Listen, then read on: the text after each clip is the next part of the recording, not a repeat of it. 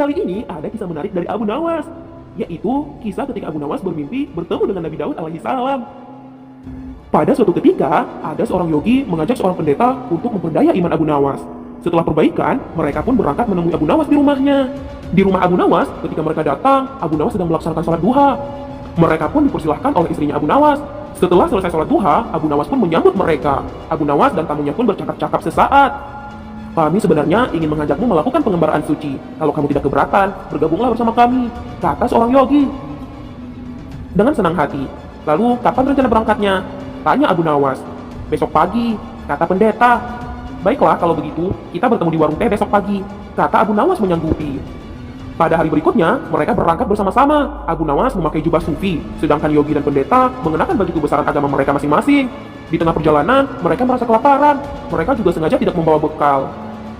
Abu Nawas, bagaimana kalau kamu saja yang melakukan derma, guna membeli makanan untuk kita bertiga, karena kami akan mengadakan kebaktian, kata pendeta. Tanpa banyak bicara, Abu Nawas berangkat untuk mencari dan mengumpulkan derma dari satu dusun ke dusun yang lainnya. Setelah terkumpul, Abu Nawas pun membeli makanan yang cukup untuk mereka bertiga. Abu Nawas pun kembali berkumpul bersama para pendeta dan yogi dengan membawa makanan. Karena tak sanggup lagi menahan lapar, Abu Nawas pun berkata, "Mari kita bagi makanan ini sekarang juga." "Jangan sekarang, kami sedang berpuasa," kata yogi.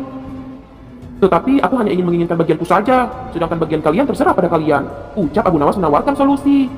"Aku tidak setuju, kita harus bersamaan dalam melakukan apapun," kata sang pendeta. "Betul, aku pun tidak setuju, waktu makanku besok pagi," ucap yogi. "Bukankah kalian yang menjadikanku alat pencari derma, dan derma itu sudah kutukar dengan alat ini. Sekarang kalian tidak menginginkan aku untuk mengambil bagianku, ini tidak masuk akal," ucap Abu Nawas merasa jengkel. Akan tetapi, pendeta dan yogi tetap tidak mengizinkan Abu Nawas mengambil bagiannya. Sayang sekali ya Abu Nawas.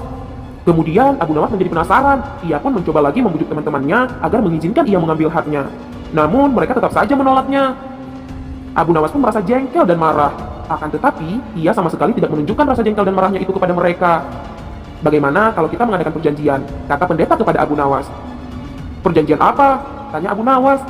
"Kita adakan lomba. Barang siapa di antara kita bermimpi paling indah, maka ia akan mendapatkan bagian yang terbanyak. Yang kedua lebih sedikit, dan yang terburuk akan mendapatkan bagian paling sedikit." Pendeta itu menjelaskan peraturannya kepada Abu Nawas. Abu Nawas pun menyetujuinya, dan tanpa berkomentar apapun. Malam hari pun semakin larut, embun mulai turun ke bumi. Pendeta dan yogi pun merasa ngantuk, dan kemudian tertidur. Sedangkan Abu Nawas tidak bisa tidur sama sekali, dan ia hanya berpura-pura tidur. Setelah merasa yakin, teman-temannya sudah terlelap, Abu Nawas pun menghampiri makanan itu dan menghabiskannya. Setelah merasa kenyang, ia pun baru bisa tidur. Keesokan harinya, mereka bangun hampir bersamaan. Yogi bangun dengan wajah yang berseri-seri dan bercerita, "Semalam aku bermimpi memasuki sebuah taman. Sangat mirip sekali dengan nirvana. Aku merasakan kenikmatan yang belum pernah kurasakan sebelumnya dalam hidup ini." Pendeta pun berkata bahwa mimpi Yogi sangat luar biasa menakjubkan.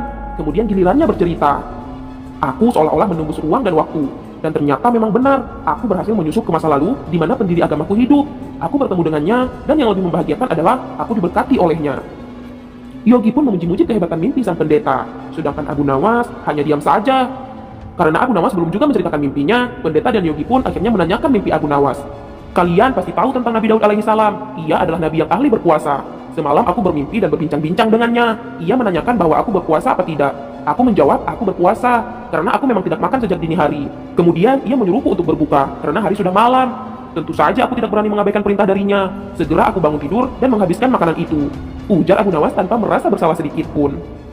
Sambil menahan rasa lapar, pendeta dan yogi pun saling berpandangan. Kini mereka sadar bahwa menipu Abu Nawas tidak akan ada gunanya. Yang ada malah akan mendapatkan celaka sendiri. Kejengkelan Abu Nawas karena ditipu mereka pun terasa terobati. Wah, Abu Nawas memang cerdik ya.